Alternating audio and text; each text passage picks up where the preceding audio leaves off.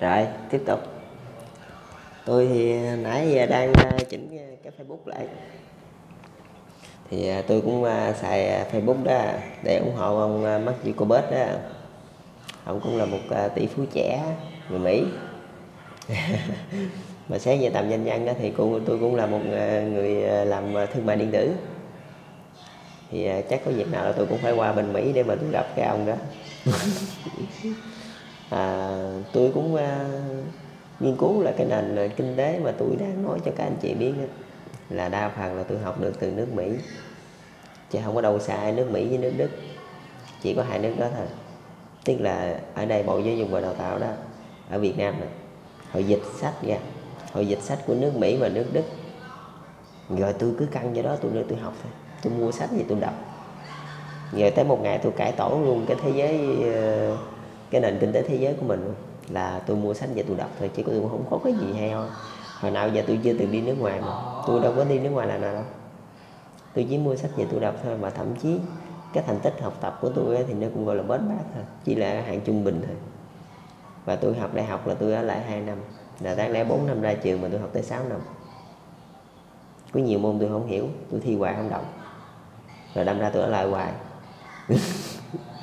Nhiều khi cái đó nói mình không hiểu thì nó cũng không phải, mà tại vì hồi đó tôi tập trung vô những cái trường phái khác, những cái trường phái nó không có trong trường lớp, rồi nên đâm ra khi mà thi rồi đó thì người ta cũng biết chấm điểm cách sao. Vậy đây cái trường phái của mình nó khác với người ta, rồi mình chấm điểm cách sao đấy, bởi vì nó cứ rớt hoài là nó ăn vô cái chỗ đó. Thì nãy tôi cũng nói với các anh chị là cái phần tư sản biến thể, cái phần đó là sẽ đưa cho hai thế giới xích lại gần nhau hơn, chứ cái phần tư bản là không có đưa lại gần đâu. Hai phần tư sản và vô sản đều không thể nói chuyện với nhau, là chỉ có cái tư sản biến thể là mới nói chuyện được thôi.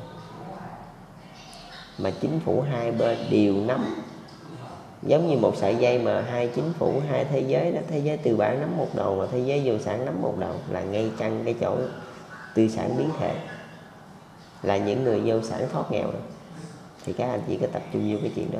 Còn ở thế giới tư bản các anh chị là họ sẽ dùng súng, họ thậm chí những tay tỷ phú là họ có luôn một cái đội quân để mà bảo kê cho họ. Vì vậy khi mà các anh chị mà gọi là khởi nghiệp đó, thì các anh chị đầu tư khởi nghiệp đó, các anh chị phải làm sao đó thì các anh chị biết rồi đó. Các anh chị lấn sân vô những cái gọi là những cái doanh nghiệp mà họ rạo cội ở đó bao nhiêu năm đó, các anh chị vô, các anh chị phải nhẹ nhàng bằng cái cách duy nhất là cho họ cổ phần vô đó. Chứ nếu mà các anh chị mà không cho họ cổ phần vô đó, không cho họ cổ phần vô những cái người tư sản mới nổi đó, thì tôi nói thiệt chứ các anh chị luôn, cái doanh nghiệp đó sẽ không bao giờ có chỗ đứng ở trên thị trường đâu. Tại vì những cái người tư bản đó, hoặc là họ sẽ ép thị trường, hoặc là họ sẽ xua cái đám đàn em coi, cái đám sát thủ của họ đó, để mà đi giết những cái người mới khởi nghiệp. Thì các anh chị nên nhớ rõ cái chuyện đó. Nếu mà các anh chị mà chơi mà căng với họ quá thì họ căng lại với anh chị thôi. Vì vậy mà tôi khuyên các anh chị nên dung hòa là chính, chứ mình không nên làm căng. Tại vì mình là chính phủ thì cho dù ai làm cái gì đi chăng nữa thì mình vẫn giữ 30% cổ phần doanh nghiệp, mình đứng trung gian và giữ lấy cái cán cân, tức là mình dung hòa lợi ích hai bên. Chứ mình không thể nào mà mình nói là mình nói là mình có thể gọi là mình đè cái thế giới tư bản mà mình đè cái thế giới vô sản, thì không phải vậy. Mình dung hòa lợi ích hai bên. Khi mà các anh chị đầu tư khởi nghiệp đó là các anh chị phải tạo điều kiện cho những người đại tư bản để họ nhúng tay vào. Chứ nếu mà họ không nhúng tay vào, phải không, là cái người mà mở ra cái doanh nghiệp đó, cái người mới khởi nghiệp hai bàn tay trắng, cái người đó có chuẩn bị bỏ mạng đi là vừa. Cái người đại tư bản họ không quánh chính phủ đâu, mà họ quánh mấy cái người mới khởi nghiệp. Mà thế giới tư bản là thế giới có súng mà các anh chị phải cẩn thận cái chuyện đó. Nếu mà các anh chị làm tầm bậy, phải không, là cái người khởi nghiệp đó có chừng bỏ mạng, sự nghiệp chưa thành công mà bỏ mạng rồi đó, phải không? Mình phải chú trọng cái chuyện đó. Cái chuyện đó nó hết sức là thực tế thôi, chứ nó cũng không phải trên trời dưới biển gì đâu. Bây giờ anh như bây giờ tổng thống Trump này, ông mở cái khu phía nam New York này, ông mở bất động sản này, Giờ tôi nhảy vô đó tôi mở bất động sản nữa mà tôi được chính phủ đầu tư khởi nghiệp, cái ông có xử tôi không? Cái chuyện bình thường thôi. mình mình làm lực, thấy không? Mình mở dự án, mình mở cho người ta khởi nghiệp, mình nâng cái tầm xã hội lên thì mình phải biết được cái giới nào sẽ bực bội nhất, cái giới nào sẽ nổi nóng trước. Mà nếu cái giới nào nổi nóng trước á, thì mình cho họ tham gia trước. Ở đây á, mình nói chuyện nó thoải mái thôi, tức là tiền thôi, đồng tiền đó là gian năng mà, mình cứ thoải mái với họ thôi. Nghĩa là khi mà họ nổi nóng rồi thì cứ cho họ tham gia thôi, mà trước cái lúc họ nổi nóng là mình đã mời họ tham gia rồi. Thế thì làm sao mà họ nổi nóng với mình được nữa? Họ sẽ không bao giờ nổi nóng được, tại vì có cái cổ phần của họ thì họ cũng nói theo kệ bà nó, mấy thằng này mới mở nó làm được cái gì. Mà cho dù nó làm được đi chăng nó thì cũng có cổ phận của mình trong, mình đâu có gì đâu mà mình phải suy nghĩ, mình sợ cái giống gì đâu, không có gì phải sợ. Thì các anh chị có thoải mái mà làm thôi chứ tôi đâu đâu có gì đâu. Đó vậy đó, phải không? Thì những nhà tư bản gạo cội họ sẽ nhả cái thị trường ra cho các anh chị tổ chức khởi nghiệp.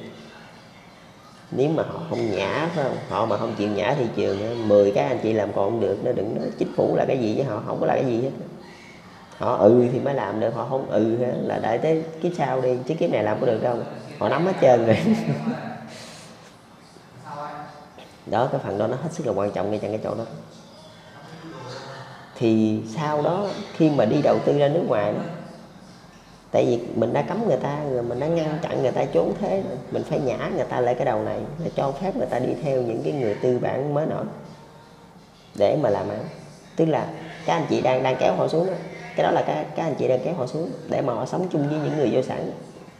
Rồi dần dần các anh chị sẽ giống hình Việt Nam luôn, là chỉ còn có hai giới thôi, vô sản và tư sản biến thể thôi, chứ không có còn tư sản gọi là đại tư bản và những người đè đạp, không còn nữa. Dần dần các anh chị sẽ kéo họ xuống để mà sống chung với những cái người tư sản biến thể. Rồi dần dần họ quen, đời con cháu của họ đó là sẽ quen với như vậy, họ vẫn giàu chứ không phải không giàu, nhưng mà họ quen với cái nếp sống đó, và họ không bao giờ gọi là đè đạp hoặc là đứa nào mà chịch là sai đàn em đi bắn bỏ, không có, sẽ không bao giờ có chuyện đó nữa. Tức là khi mà các anh chị kéo họ xuống được rồi, mà các anh chị kéo phải hết sức là khéo léo. Mình kéo người ta xuống là tại vì mình biết người ta dân làm ăn, là người ta làm ăn là người ta trọng cái gì, trọng đồng tiền đó.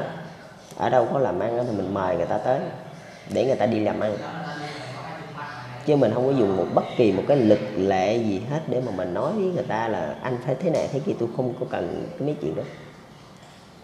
Ở đây là tôi mời mấy anh đi làm ăn đó, tôi mời anh làm ăn đó. Tôi biết là nó qua bển đó là nó xâm vô, nó xâm thực vô trong cái thị trường của anh rồi, nên thôi tôi tạo điều kiện cho mấy anh gửi tiền hoặc là mấy anh cổ phần vô trong mấy cái doanh nghiệp này đó. Dù gì giống như người Mỹ thì bây giờ tôi tạo điều kiện cho anh vô đây cũng người Mỹ với nhau để dễ chịu, giống vậy. Thì tôi nói vậy thôi là chắc là các anh chị đã biết rồi đó. Chứ nếu mà các anh chị mà cương quá, tôi nói thiệt luôn, hiện tại bây giờ luôn, cái chuyện mà các anh chị đau đầu nhất là cái cách mà xử sự với những cái người đại tư bản. Ngoài cái đó các anh chị không có đau đầu bất kỳ gì nữa, tại vì họ có quá trời nhiều tiền rồi. Nếu mà các anh chị nghịch với họ thôi là cái thị trường, tôi nói thiệt với các anh chị luôn, các anh chị sẽ trở thành bù nhìn ngay và luôn. Bởi vì tôi nói cái chuyện này hết sức là kỹ để cho các anh chị biết. Một cái nghệ thuật thôi, thì dĩ như tôi làm cái gì cũng vậy. Người ta là dân làm ăn mà, mình làm ăn phải không? Mình muốn tràn vô cái ngành nào mình phải mời người ta. Chừng nào người ta không làm á thì thôi, vậy thôi. Tức là lúc đó chính phủ là đóng vai trò của một người vô sản để mà nói chuyện với người đại tư bản, chứ chính phủ không phải là đại tư bản. Là chính phủ đang che chở cho những cái người vô sản để họ thoát khỏi cái lưỡi đao tử thần. Tại vì nếu mà anh xâm thực vô những cái ngành gọi là trọng yếu của những tay đại tư bản, anh không có mấy cái mạng đâu, anh không có mấy cái mạng để mà anh chạy thoát được. Trong khi người ta mấy chục năm ở đó, người ta cả 100 năm rồi. Bây giờ mình tràn vô, giống như bây giờ tôi mở cái trang web để tôi đánh lại Facebook, thì liệu Facebook có cho tôi ngồi yên nữa không? Trong khi tôi mới khởi nghiệp, trong khi doanh nghiệp tôi lèo tèo chỉ có mấy người thôi, nhưng mà tôi có khả năng đánh bại được Facebook, thì Facebook đâu có ngồi chờ chết. Facebook nói được rồi, mày muốn đánh bại đâu không, bây giờ tôi đánh bại mày trước, tôi xử mày trước cho mày khỏi đánh nữa, giống vậy đó. Chỉ một cách duy nhất là Facebook phải cổ phần vô đó, giống vậy đó. Cổ phần những cái doanh nghiệp mà tôi mở ra, Rồi rốt cuộc Facebook cũng ngó lên luôn, mày phát triển tao cho mày phát triển chứ vậy, tại vì cái tiền lời của mày tao có phần mà, đâu đâu cần đánh mày làm gì, chỉ có duy nhất thôi, tiền mà. Cái gì nó là một cái sợi dây vô hình, mà để cho người ta không chống mình thì mình phải lôi người ta vô. Đâu, các anh chị mở cái doanh nghiệp thì các anh chị sợ cái tay đó chống mình không? Anh chị tìm cách bán 20% cổ phần của bên đó. Tôi bảo đảm với các anh chị luôn, cái tay đó sẽ ngó lơ cho các anh chị làm cái chuyện gì đó các anh chị muốn làm gì đó các anh chị làm. Tại vì các anh chị lấy được tiền lời không thì có phần của cái tay đó. Mà nếu mà cái tay đó, cái doanh nghiệp đi, như bây giờ Facebook ổng lấy tiền lời, chắc gì ổng đã được chia hết, ổng lại chia cho những người khác. Vì cái khả năng bên đây ổng cầm 30% bên đây ngon hơn, ổng vừa được chia lời bên kia, ổng vừa lấy thẳng 30% bên đây, thấy không? Mà bên đây nó hao mòn Facebook, ổng đâu có tổn thất gì đâu, tại vì ổng đâu có phải là nắm hết cổ phần đâu, còn nhiều người nữa đâu phải mình đâu nè.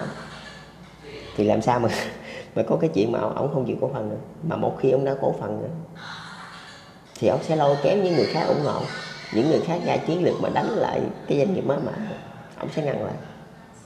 Ổng sẽ nói một câu, tôi đầu tư cho nó, tôi hợp tác với nó, thì làm gì mà có cái chuyện mà đánh lộn ở đây. Đó là cái lúc mà các anh chị phải hết sức là cẩn thận cái chuyện đó. Nếu không là các anh chị đưa người ta khởi nghiệp là đưa vô con đường tử, là con đường chết. Ở thế giới cộng sản thì chúng tôi có cái giường ôm khởi nghiệp, tức là mở tự do, không có cạnh tranh đâu các anh chị, không có đè đạp tới cái cỡ đó đâu.